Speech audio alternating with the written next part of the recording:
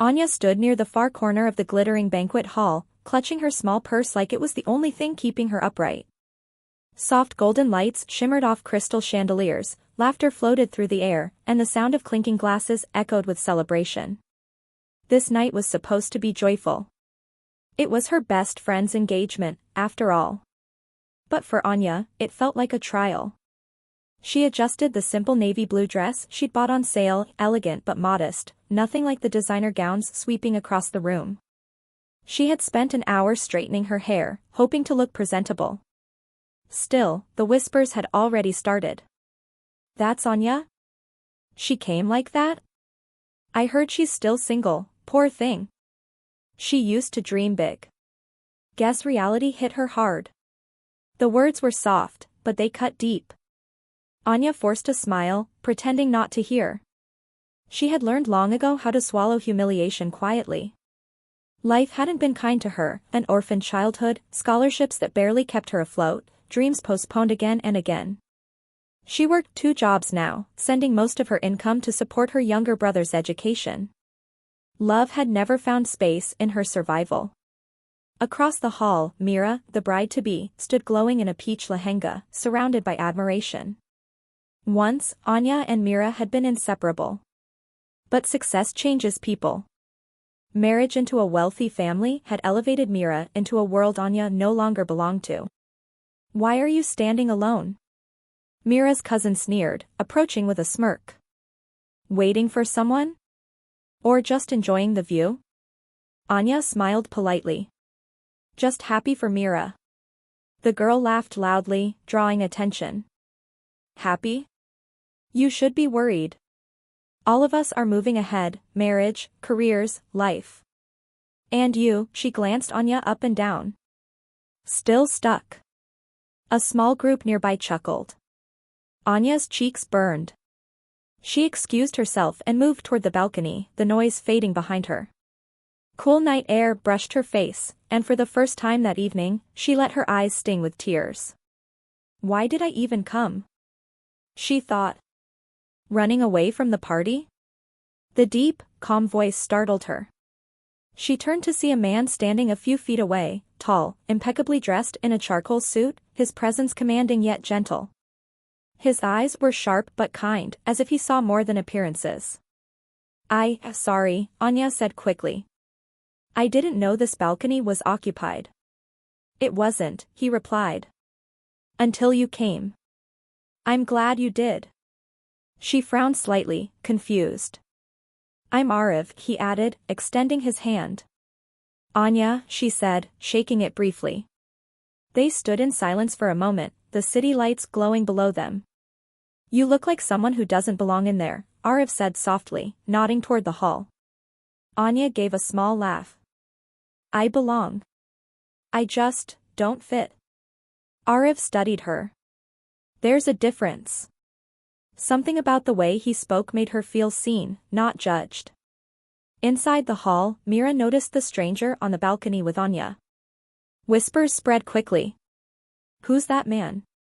Probably some driver or assistant." Look at Anya trying to impress him. No one bothered to ask. What they didn't know was that Arif Malhotra was the youngest billionaire in the country, CEO of a global tech empire, discreet, media-shy, and notoriously private. He had come tonight not as a guest, but as a silent investor meeting Mira's fiancé's family. Back on the balcony, Arif glanced at his watch. They're about to start the engagement ceremony. "Will you come back inside?" Anya hesitated. "I think I've overstayed my welcome." Arif smiled, slow, confident. "Then let me give them a reason to remember tonight." Before she could ask what he meant, he offered his arm. "Trust me." Against her instincts, she did. The moment they entered the hall together, the atmosphere shifted. Conversations paused. Eyes turned. Whispers grew louder. "Who is he? Why is he with her?" Mira's fiancé's father froze mid-conversation, his face draining of color. That's Arif Malhotra," someone murmured. Shock rippled through the crowd.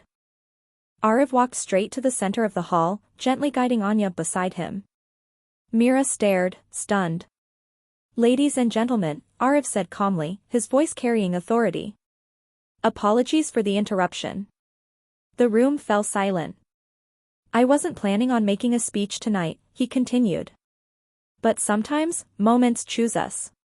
He turned to Anya. Her heart pounded. Arav, what are you? He knelt. Gasps erupted. Someone dropped a glass. Anya froze, her mind blank. Anya, Arav said, looking up at her, eyes unwavering. I've known you for only a short time. But in that time, I've seen your strength, your grace, and your quiet dignity in the face of cruelty. The room was breathless. You stood alone while others mocked you, he continued. Not knowing your worth doesn't depend on their approval. He reached into his pocket and revealed a simple yet breathtaking diamond ring. I don't want a woman who needs to prove herself to the world, he said. I want the woman who already knows who she is. He paused. Will you marry me?